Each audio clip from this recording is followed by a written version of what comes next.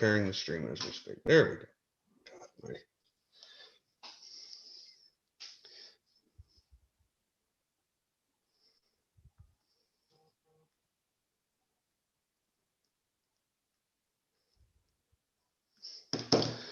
Setting up. And we're live. Okay, good.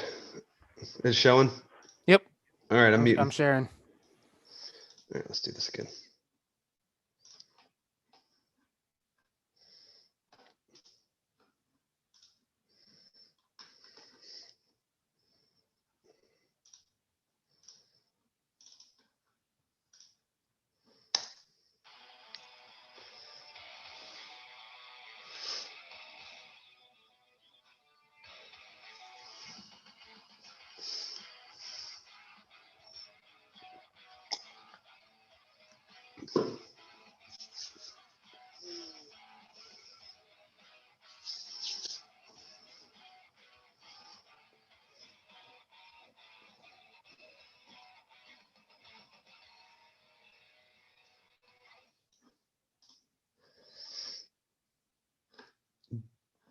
Gotta find my button. There we go. Good evening, ladies and gentlemen. If we can, as you can see, it is Mondays. It is 8:30. It is our Pro Premium Weekend Review. I am Daniel Ship alongside Bobby Peters. And as you can see, our guest for tonight has already joined us, which is really cool.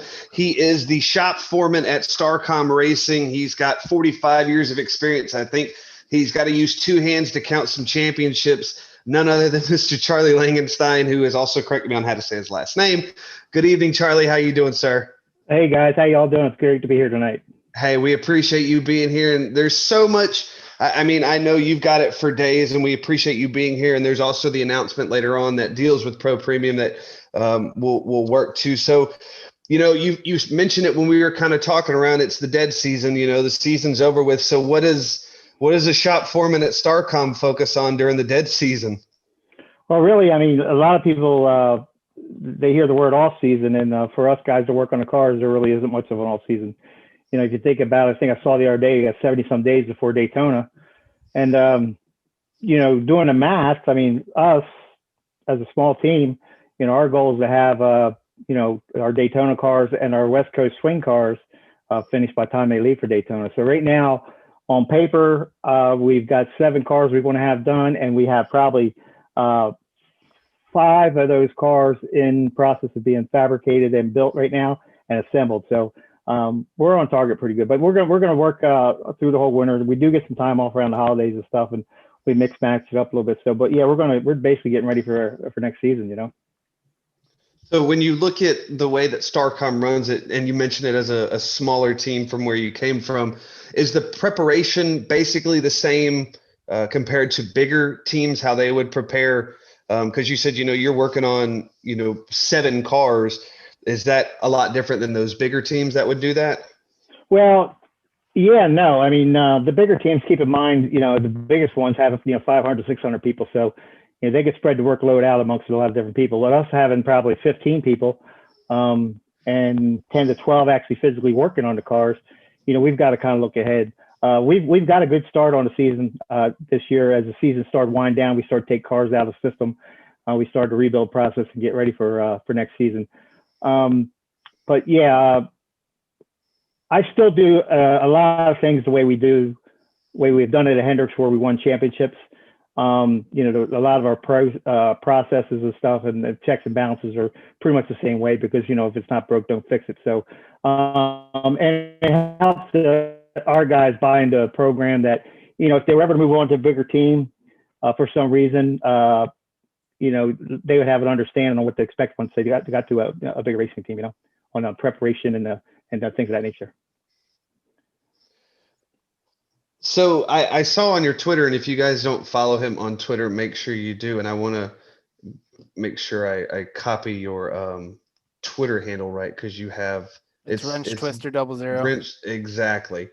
I saw that you were in Atlanta recently doing some school stuff there. What's goes on with, is that still doing the same thing as far as mechanic work, setting up those cars, stuff like that? Well, actually, that situation is a friend of mine who actually he owns the Seat Time Racing School, which was originally the Buck Baker Racing School. He bought it years ago and has it rolling. They don't have as many dates as the bigger schools. There's one or two big schools out there that kind of assume a lot of the dates. But he's a friend of mine. He's owned my son's race cars. He's been a friend of mine, a friend of the family's, and I just kind of keep him in check a little bit because I have in the past I have tinkered with some school stuff. I built some cars for schools and designed and built cars for my buddies in the school industry. So I just try to help my friend David out and the boys over there just to kind of be prepared and be ready for what the market's calling for with that program, you know. So it's just, they're going to actually be in Atlanta this weekend with school down there. That's exciting. Okay. Yeah, okay. So I also saw, because I always look at your Twitter, that you had posted a picture, and I believe it was of one of your crew chiefs. I think it was David if I'm not saying that. David If, yes, sir. Mm-hmm. Last name right? Yep, David If. Yep, he's a legend. So you said, and from what I read, you said that he had given you he gave you kind of your first break. Explain that to me. How did that come about? Well, when I was working on modifieds in the Northeast, I was really successful. I had some really good drivers, good teams I worked for, won a lot of races and championships.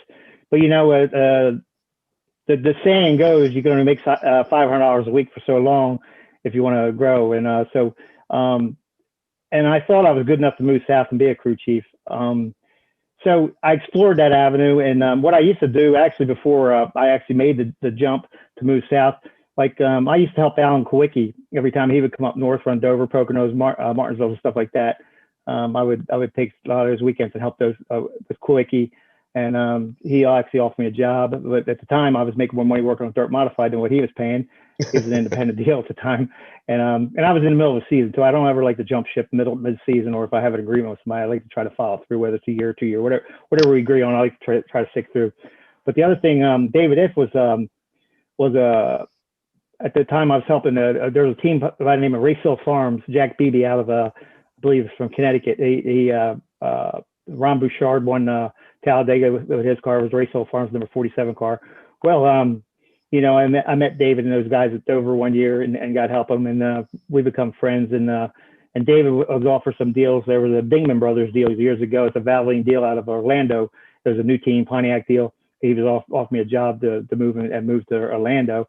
But at the time, I didn't do that deal because, if a new deal folds up, you can't roll your toolbox across the street when you're in Orlando and all the race teams in North Carolina.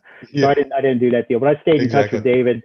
When Brett Hearn and I both decided to try to Busch Grand National stuff, David was a good contact, and I because I was taking care of the modifieds and took care of the Busch cars, got them all ready. We brought David in to kind of coach Brett along and run our races, the crew chief of races and stuff like that, and we remained friends for years, But yeah, he's a legend now. He's done a little bit of everything. He's quite a character. So dirt is really your passion, and that's where kind of everything started. Is that kind of where you always go back to, is those grassroots kind of dirt racing? Yeah, but I mean, it was a lot of my racing background has been dirt, but I had growing up with my father used to race asphalt, stuff like that, and I did a bunch of asphalt stuff. But dirt racing, I had a lot of opportunities there and stuck with that, and then kind of grew that from being just a kid working on the car to working way to the whether to be crew chief, and then I started building cars and took that whole thing. But the dirt is basically runs through my veins still. Yes. Very nice. Mm-hmm. So I have a question. Yeah, obviously, I'm a huge Jimmy Johnson fan, so I have to get into it. Like, if you can tell us like how it started at Hendrick and how you guys got so dominant through those 5 years that you guys won them all. Well, it was kind of funny. At the time when I first went to work at Hendrick Motorsports, I worked on the 25 car. Jerry Nadeau drove the car. Tony Furr was the crew chief. And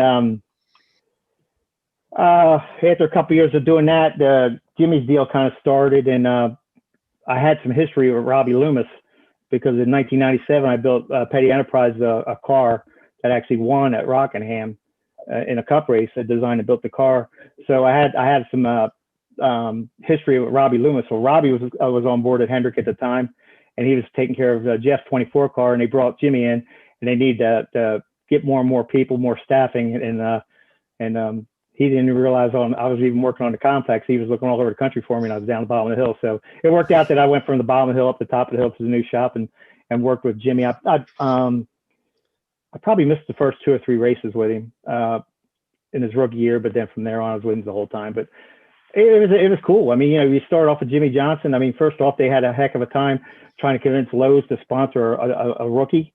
Lowe's bought in the program, and the rest was history at that point. Chad Knaus was really his first big start as a crew chief. He did do some crew chiefing for Melling, and he always had the desire to do it. So it all worked out real good. But once we got ourselves rolling, man, it was 5 years. You just think about trying to win one championship, but try to win them 5 years in a row, and 5 years goes by quick. And I mean, the pressure to do that is unbelievable. And I mean, to think about back then too, we actually won a championship one year. Running half the season with the COT car and half the season with the older car. So we had to be good both in both divisions. And then one cool thing was I can't remember the year off the top of my head, but out of the 24 and the 48 shop one year, we won 50% of the cup races out of our shop, out of the whole thing. So our shop won 50% of the races on the schedule that year. So we had quite a thing going on, but it was amazing. It was a great ride. And Jimmy and Chad and the boys over there, it was a great ride. It really was. That's awesome. So, and then you look at it nowadays. Now you've got Jimmy, who's probably going to be a first ballot Hall of Famer in 2024, I believe, and Chad, who's now going to be the VP of competition over there with the crew chief. So, I mean, look at it where you came from when you first started. Those are 2 rookies, and now they have progressed, and you're still going. You mentioned it. You talked about it. You said that, and it brought it up to me that you guys have started thinking about this next gen car that comes in what, 2 years now. Does that make it difficult with these new style cars and these next gen, and when like the car of tomorrow came with that giant spoiler and the wing on the back and the extended front, the low end with those rods? Is it more difficult, or do you guys already kind of start preparing and getting ready for something that's 2 years down the road? Well, see, a lot of bigger teams have a head start on that new car. One of the cars that they're actually testing today, I think RCR built the car, the chassis kind of as a prototype, and then they have a company that's actually contracted to build all the cars for everybody. We're actually supposed to take delivery of that car in June of 2021.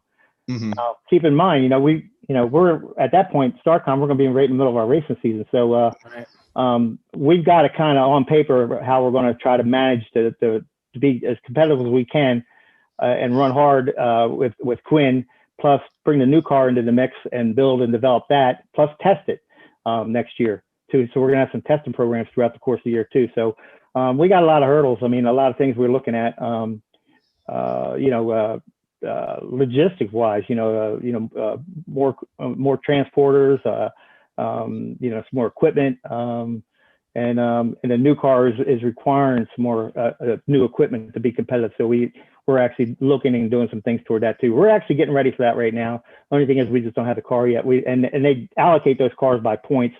So if we're 30th in points, we won't get it till like 30th. So and they're going to have one at a time. So and I think they up the ante to 7 cars, maybe 7 to 10 cars. It changes, but at one point, one per team is only allowed to have X amount of cars, and I think it's 7. Don't quote me on it. Maybe 10 by now. I don't know. It changes by the day, but so we're geared up.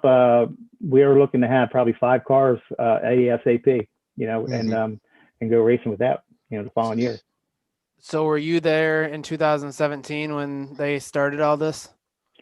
At StarCom, I actually came in there probably a few months after they started, and how that all worked out was I was under contract with Hendrick Motorsports, and I couldn't work on a cup car for a few years because of when I left as a work-related injury, and I had to fulfill that contract. I wasn't allowed to work on a cup car, so I was doing my own thing. Me and my son, we were racing our car, And Tony Furr was the crew chief over there at Starcom at the time, and Tony got me the chance to come in and talk to Derek and Alicia about going to work over there, and I've been there ever since, you know. So yeah, we basically started off as just a guy in a fab shop. I was actually hired as a fabricator, and then you know, when I first went over to Starcom, you know. So but yeah, we worked away. You know, I wasn't there when Earnhardt was running the car, but Landon Cassell from then on, you know, that's when we were there. So I missed a few races, but pretty much I feel like I almost been there from day one, but not really on paper I haven't. Right. So what's it like working for Derek Cope? I gotta ask. Derek's awesome. I mean, he's you know, he's won a Daytona 500. He's an old racer. He's a great businessman. And I've said this more than once. I mean, there's a lot of teams our size where someone spends themselves out of business. You know what I'm saying? You get a budget and then you just spend the money wrong. Derek, being a good businessman, has managed to take Starcom what it is and it's gotten us to where we are. You know, everything we own is bought and paid for, including the building we're in. And he's also we're real confident that once the new car comes out, we'll be in good shape to purchase those cars and continue to move on. You know, Starcom's looking to be around for a while. It's just, you know, we need more funding. I mean, you know, some of these teams per team is getting $20 million a year, where we're maybe getting a third of that. And then plus we need to race off our winnings too. So, so, you know, we need more funding. And don't get me wrong, the people that we do have is great. But, you know, when you have a third of the budget that other teams have per team, and when you have 3 or 4 teams and you get $20 million or so per car, you spread that out over 3 or 4 teams, you know, you're looking almost $100 million, where, you know, we're doing that on a third per team, you know, so we're limited to what we can do. And, but, you know, we're still, I feel like we got good people, and we work hard, and we don't kill ourselves. I mean, we don't work stupid hours anymore, and we don't work weekends unless we have to. Wrench Twister does, I mean, because I enjoy it, but that's my way of trying to stay on top to keep me sharp too. So, but yeah, it's tough, man. But you know, we just need more money, and sponsorships getting harder and harder to get. But I think if someone comes on board with us, I think the bang for the buck will be more than worth it. You know, Derek and our marketing team, Alicia, and everyone over there, and the corporate at Starcom really takes care of the people. So we'll just see where it goes. Well, and you talk about it being competitive. I mean, this year, Starcom Quinn raced 36 of 36 races. I mean, we saw a Starcom car every week. So when that looks at that, did COVID affect you guys immensely? I mean, when it came out, was there a lot of changes that had to be made? I know there was that 3 or 4 month layoff that we didn't really know what was going to happen. And then you guys are, hey, we're back to Darlington. Here we go. We got 2 races in less than 5 days. I mean, how was that in a shop form style to be, all right, I don't know what we're doing, to all of a sudden, all right, we got to go. We got 4 races in 2 weeks. Well, I think one of the cool things about was, it's like anybody else, no one saw COVID coming, right? Mm-hmm. But we work like we always work. You know, we look ahead, try to plan ahead and do what we can with what we have. And when we had to close the doors and send all the employees home, and we weren't allowed in the building. I mean, that's, you know, we had to keep an eye on people get sick and who was bringing what, you know, where you were, you know, you were supposed to stay home, and we did all that. So when we did come back, and I think we had 2 weeks to prepare, we were in pretty decent shape, but you know, it wasn't by no means as we had elves coming in at night and doing the work for us. We prepared up until that point, not knowing COVID was going to happen, and luckily it just all worked out. And then we just kept on digging, and then you know, of course, then they throw in, we're going to run midweek shows and double headers, and man, that was a kicker there, boy. I tell you what, we had to bite down and make it happen, and we did, and proud of what we did, and but them things kill a little team like us, you know, and even the big teams. I mean, you know, a lot of people weren't ready for that, and but you know, the schedule changed so much, and where you were supposed to be, you weren't racing there because you're going here, and then all of a sudden you got a doubleheader at Pocono, and you know, and it was crazy, and midweek shows, and it was nuts, you know. But we were proud to say we got through it, and you know, Quinn being a rookie driver, you know, it hurt him a lot because, you know, he was new to a lot of these tracks and no practice, and you know, the poor kid got thrown to the wolves every week, you know, and he's gotten better. He's learning it. He's knowing now. He's a year smarter, And, now throwing in a dirt race and more road course races. I mean, dirt's up my forte, and, wish the NASCAR would come along and hurry up and get the rules out for what we could actually build, because that race is pretty much early in the year too. So, we didn't know what the dirt rules are going to be, so we can start preparing those cars. And with those cars, those races, you need a backup car. So it means we got to prepare two dirt cars. And same thing with the road course stuff. You got to have 2 road course cars. And there's a lot, I think 8 of the races, you got to have a backup car, and the rest are kind of single day events. So, and then throw in the mixed room, go racing with a new car the following year and take delivery that midsummer. So we got a lot going on, no doubt. Well, Yeah. Well, you actually brought this up, and I wanted to touch base. I was actually going to say something to Ship about this earlier, and I forgot to send him a text on it. The dirt racing, tell us about how you guys are going to prepare for that, obviously, because that's not something you guys are used to doing with a cup car. I mean, you guys have the trucks, but you don't have the cars like that.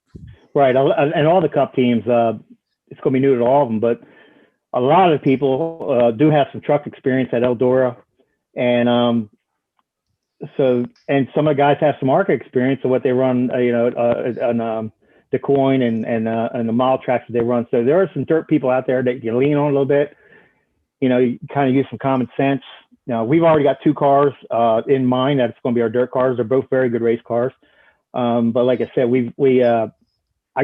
I and me and anybody can't really touch them yet, because we don't know what the rules are going to be. What are you going to allow? Obviously, I don't think a splitter and a splitter bar is going to work on a dirt track, let alone Bristol. So, is that coming off? We're going to go to a balance. There's a lot of things that we need to know. Are they going to limit suspension travel? We don't really know. We just got to wait for NASCAR to come out and put the rules out there, and then we start reading it and going from there. But I hope they come out soon, because, me as a dirt racer and a couple other guys in the shop, we're thinking of all these cool ideas, but, may or may not be legal, so, and then we can't afford to pay any fines. So we've got to go as close to legal as possible every week. You know what I'm saying? We don't have a slush fund for losing crew chiefs and car chiefs and paying fines. We just don't have that in our budget. So, but we've got to get the most out of what we got. So, you know what I mean? So and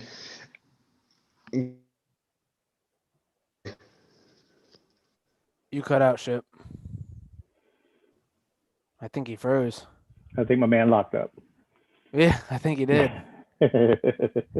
You alive, Ship? I'm still I can hear you guys. No, you totally froze. Yeah, you're... I don't know what's going on. It's this weather, man. I'm telling you. Yeah, it's being weird, but no, and what I was talking about is, I mean, it's a huge change next year. They take away a lot of the double events. They bring in Circuit of the Americas, which I'm a huge fan of. I've always loved that track, and they bring Nashville. So, I mean, is there one race that's sticking out to you as far as building next year, or something that's sticking out to you? Well, we're not going to have the Brickyard, but we're going to run Indianapolis on a road course. The Brickyard to me is a premier event. Mm-hmm. For some reason, they have a hard time getting the folks in there. I think a lot of you with seeing 6 road course races on the schedule. I think the business model of NASCAR in this car, and I'm not the only one that says it. I'm not letting no cat out of the bag. It's someone else has said it. I think the business model is going to lean more toward street races in cities and more road course racing. So I don't know if we could take this. My personal opinion, taking this car to Martinsville and knocking fenders and stuff off this new car. I don't know about all this, Right. But of course, it's like everything else. We're going to live, learn, die, and forget it. So we're just going to be as prepared as we possibly can. But yeah, I look for the business model down the road to go a lot more road course racing, because I think the car is more designed for that. It looked really good on the road course or on the Roval today. Right, exactly. So I look for some street events too. And the way the IndyCar program's going along too, I wouldn't be surprised if Indianapolis, IndyCar, and NASCAR kind of get together and do some brotherly love there and share some weekends and stuff. I mean, anything's possible. A lot of these TV contracts are coming up. You got to make them enticing for the TV people. So I think everyone's going to start getting creative. to keep the fan interest and keep the sport rolling into the next few years, you know. So yeah, it's you got to be prepared for everything. Right. I really do like the fact that if they do go road course racing, I've always liked road course racing. I'd like to see them race at Mid Ohio, to be honest. I mean, it's a home track for me. So I think the Cup cars would do really well there. I was hoping it was going to be on the schedule this year, but it didn't go that way. Yeah, Coda's going to be pretty cool. That's a neat racetrack, and I'm glad to see that you know, a racetrack like that is getting a date. I hate to see it Texas lose a date, but it's still the same state. But there's racetracks that are losing dates. You know, I'm a big Dover fan because that's my home track. You know, so Pocono, I mean, they're double header and stuff. So a lot of these tracks nowadays are really going to have to, you know, I think the schedule is going to change in the next few years. And I think you'll start to see a whole different marketing way of what they're going to be doing with these with NASCAR and the race cars and drivers and everything else we got going on. Right. Do you think these new cars are going to be faster than the cars that they have now at the super speedways? Or do you think that they're going to have to do something to slow them down? Because obviously we've seen them at 205, 206. And well, it's like everything else. Every time they throw a rule in there, technology and guys getting creative always finds a way to make the thing faster.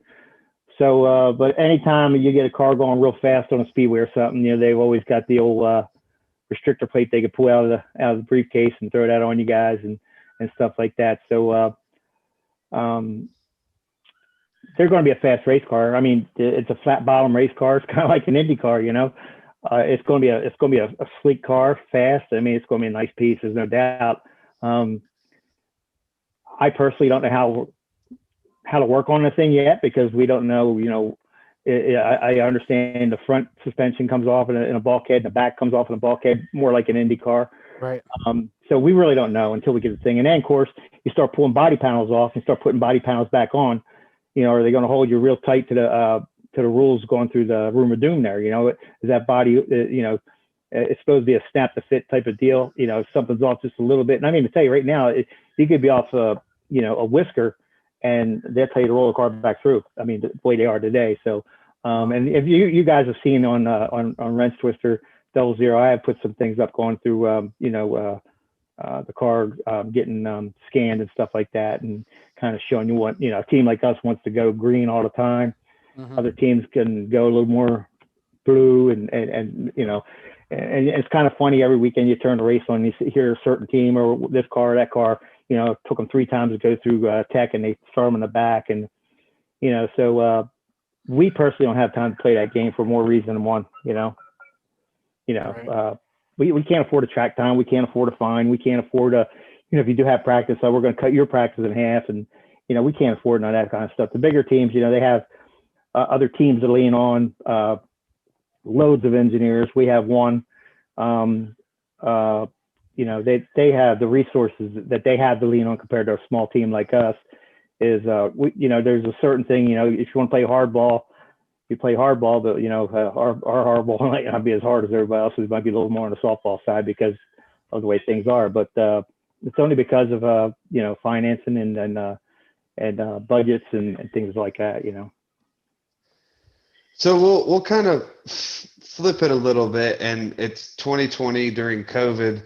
The biggest thing that came out was iRacing. We knew that iRacing was a big thing. Have you seen an increase? I know you were talking about Quinn being a rookie. Do you feel like the iRacing stuff and what you've seen actually has helped? Because like we talked to Jonathan last week, Jonathan Morrissey with Rich Marflores, and how basically iRacing has scanned every track, made it as realistic as possible. Do you think that's helped in the progression of some of these other drivers? Absolutely. And even the bigger teams, Toyota and all of these guys have simulators that are pretty much the same thing on a bigger scale. And it's, you know, there's no substitute for laps, no matter what you do. I don't care. It's just like your son playing baseball, your daughter playing softball. There's no substitute for getting a chance to hit the ball. And it's the same thing, you know, and those tracks are scanned perfect. I mean, like the Chili Bowl. You know, my son, you know, we try to run Chili Bowl every year, and you know, just the iRacing and that whole format, you know, with Pro Premium, what you guys are doing, and other leagues out there, it's a grand slam, man. That's one of the reasons I've really kind of took a liking to what you guys are doing personally. I think it's a great avenue for a lot of a younger generation. I think it's a great avenue for some of the veterans. And, you know, of course, everybody can always say, well, you know, William Byron, you know, I watched him when he first started racing legend cars. Well, he was a superstar running iRacing or what have you. And then to see these bigger leagues like the Coca-Cola League, the amount of money they're putting up to win and points and stuff like this, and Pro Premium is looking at doing some things down the road, I'm sure, to try to make it more enticing. It's a wave of the future, I think. I mean, it's you know, I actually built a handful of simulators in the past, and just dabbled in it. And I've had people want me to do more and more, especially this winter. I had people, you know, hey, I'll build me one to build this. And then, you know, at one point you couldn't even get parts for them if you wanted. I mean, you know, pedals and boxes and stuff like that. And because, you know, there's a handful of guys out there that got the market covered. A lot of guys are getting their own pieces of parts made, and you know, for the amount of time and to do it right. I mean, there's a way of doing it, you know, mass producing certain parts and making it happen.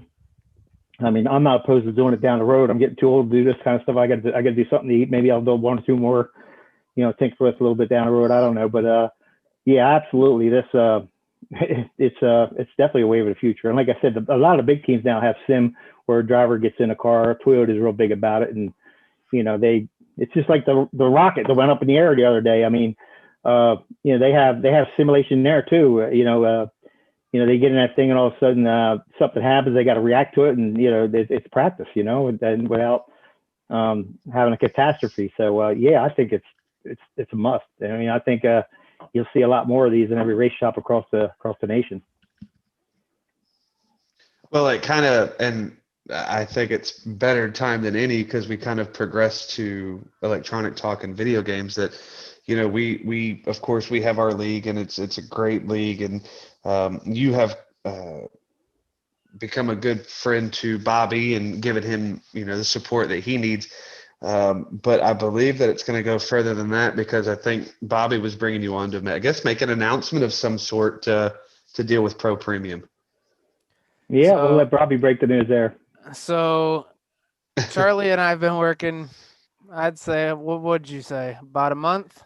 About a month or so, yeah, give or take a day or two, you know? Yeah, so we've been talking, and we're trying to set some stuff up, and I finally came up with this idea with Charlie, and Wrench Twister 00 is going to be a sponsor to Pro Premium Racing Online for now till who knows when. Also, while we're Till he gets tired of you. Yeah.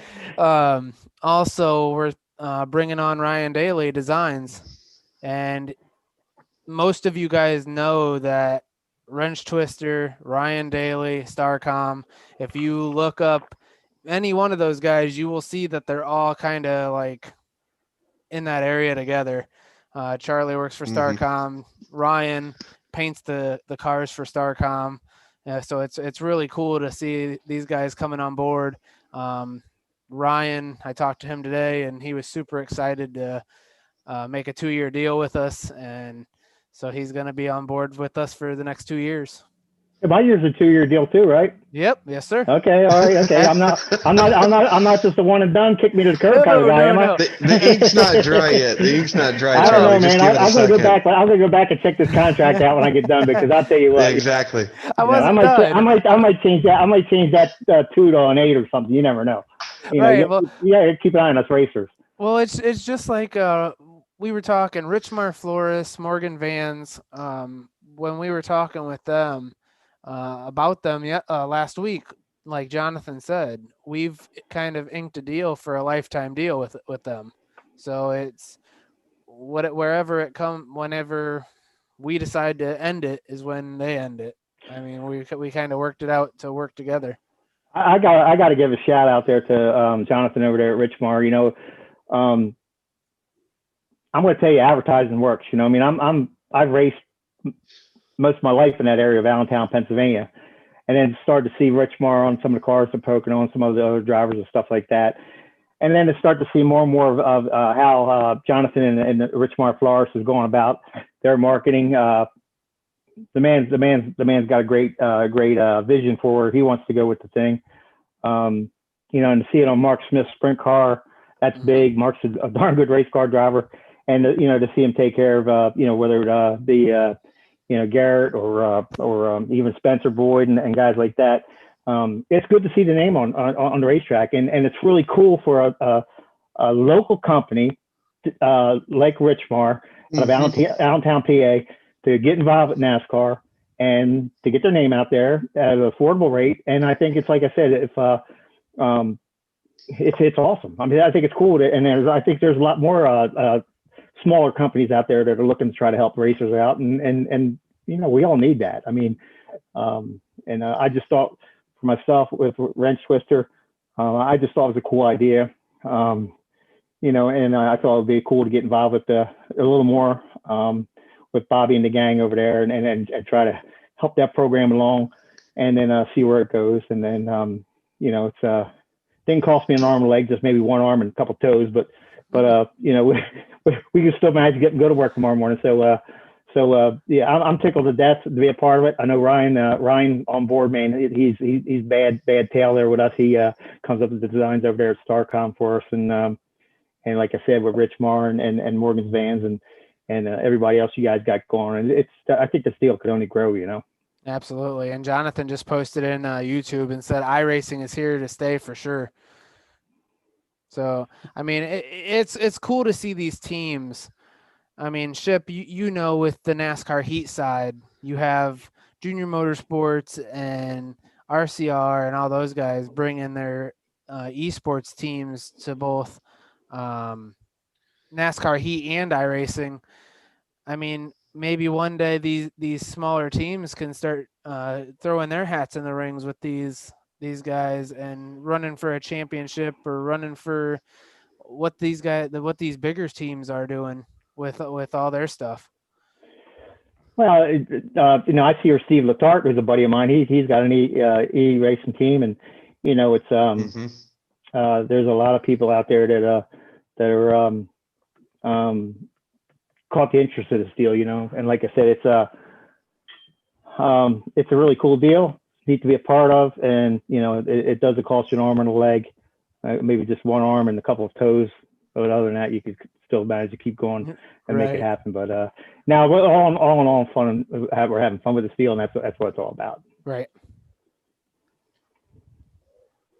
So again, if you're just joining us, we were announcing Lincoln Stein and Ryan Daly have joined on with Pro Premium, which is a great addition. We appreciate everything you guys have done. So I think we've been talking for almost 45 minutes. It's carried on, which is incredible. So and I'll leave it at this before we kind of part out here, and we can wrap up with the race sim review. I always ask people, I've heard it, you got to give a story time. So give us something that's memorable from back in the day, something that stands out. It could be from way before Hendrick, it could be at Hendrick, or where you're at now. A story. Well, I got a lot of stories, but I think one of the coolest ones that I mentioned this one time, and we'll bring it to Jimmy Johnson. One time we were all at a function, a company function, and at the end of the deal, at the end of the night, you know, Jimmy, great person that he is, you know, he walked us out to the car, and I pulled the kid's stroller out of the back seat, out of the trunk, and I'm sitting there struggling how to open the thing, and Jimmy comes over and he's trying to help me. So the two of us, we didn't know how to open the stroller. And I don't know if he had children at the time yet, or was just fixing to, but you know, here's two brain surgeons there don't even know how to open a stroller. My wife comes around, flips this button, pulls this thing, and all of a sudden it's a stroller. So that's one off the top of my head. I mean, I got a million of them, man, and I mean, I could keep everybody entertained, and you know, from the dirt racing days to that. But that was a pretty cool story with Jimmy. Like he and I were both back there in the cars trying to unhook this stroller and get all the wheels hit the ground so we can put our kids in it. So that's one. I mean, I got a million more, you know. Oh, we plan on having you back on sometime, hopefully before the start of the season. Tell you or give us some more exciting news and tell us about your upcoming season. Obviously, with Starcom and everybody that's tuning in, they're excited to hear more about it. I'm reading the comments right now, and it's blowing up. Well, that's good. I mean, we like to have fun, like I said, and good, clean fun. And I like to joke around with people. I love to joke with people, and I like to tinker with people, and this is all fun, and it kind of makes the day go by quicker. And but I'm tickled to be part of the gang, and I'm looking forward to it. We're gonna get back in the shop. I'll be back in the shop Wednesday and work this rest of the week out, and then. I mean, we're getting ready. I mean, like I said, we've got some Speedway cars going together. We got our California car, our Vegas car, and you know, our West Coast swing stuff. I'm trying to hurry along and hope that something comes up with through NASCAR so we get our dirt program rolling ahead, trying to stay ahead, because you know when the new car does, we get the new car come June or July, whenever we get it. We want to be on top of that thing too, because it's going to be before you know it, the season's going to be over. All right. Not knowing what COVID's going to do, we're just going to have to keep plugging away, and I hope everybody the best. Well, hopefully COVID's gone before NASCAR season starts back up. Yeah, I hope so.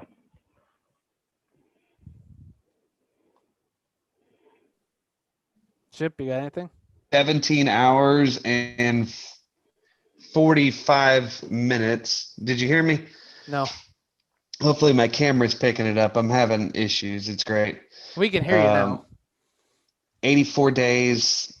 Yeah, 84 days, 17 hours, minutes. So the Busch Club on Starcom's, in case you're wondering, they actually have a full countdown of when Charlie's got to be ready. I don't know what's going on with my internet. The weather is doing fantastic. I apologize if it's being an issue, but Charlie, I look forward to speaking with you more, brother. You're probably one of the most down-to-earth people I've met, and the information and stories and our little YouTube Zoom put together. It's really been a pleasure to have you on tonight, and I thank you for that. Well, listen, I appreciate it, and you folks just remember tuning in to Wrench Twister 00 on Twitter. And if you like what you see, at least follow me. That makes it worth the while, whether if I know I'm doing a good job or not. And you're probably going to see things on there. I know you're not going to be able to see other race teams because the big race teams don't allow it. And it may get to that point someday where we might have to back her down a notch or two. But right now we're gun ho, we're wide open. We're gonna show what we can, and what you see is that what actually happens day to day. And we're tickled to death, man. Starcom's ready to rock. I'm excited for it. I'm ready for the season. Thank you, guys. I appreciate everything. Well, thank you, sir. You have a good night, Charlie. Thank you, sir. Anytime, guys. Thank you so much. I appreciate it. Thank you.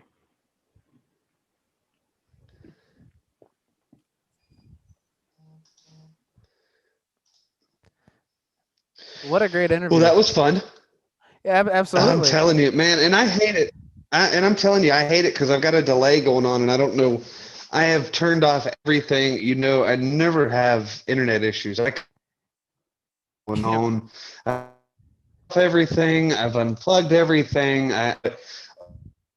It was a fantastic interview with Charlie. I mean, the insight, the knowledge, the stories. I mean, that dude can go on and on.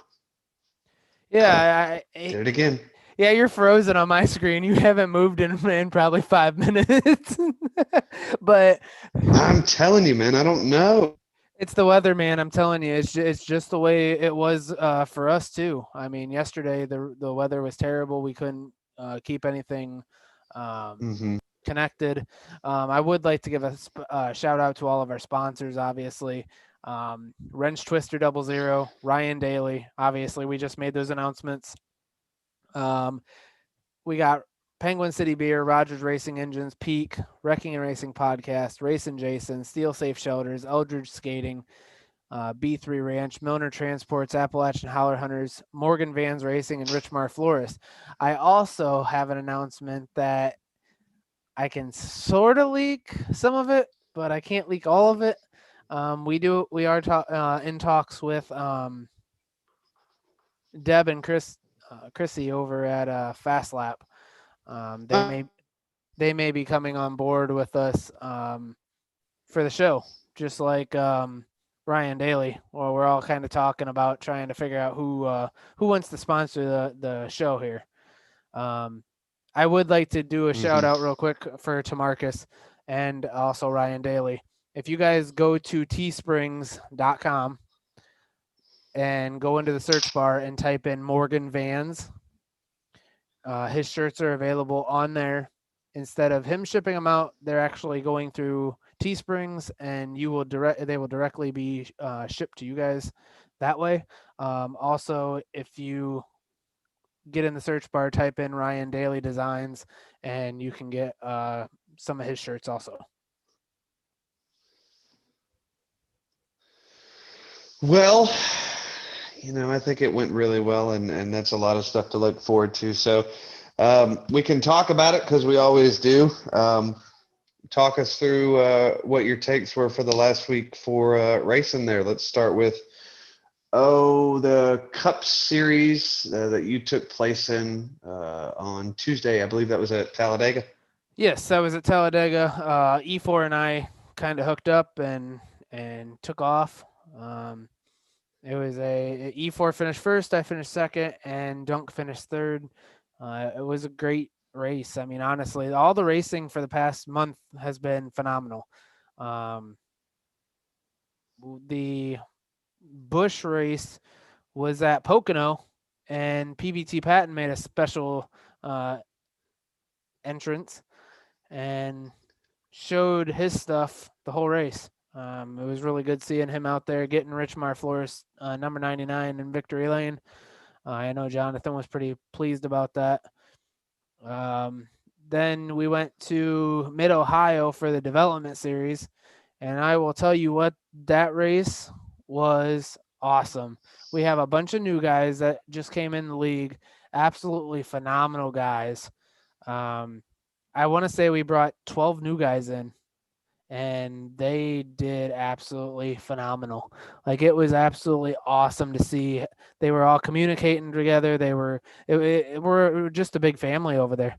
The whole league's becoming a big family, and I really appreciate it. I really do.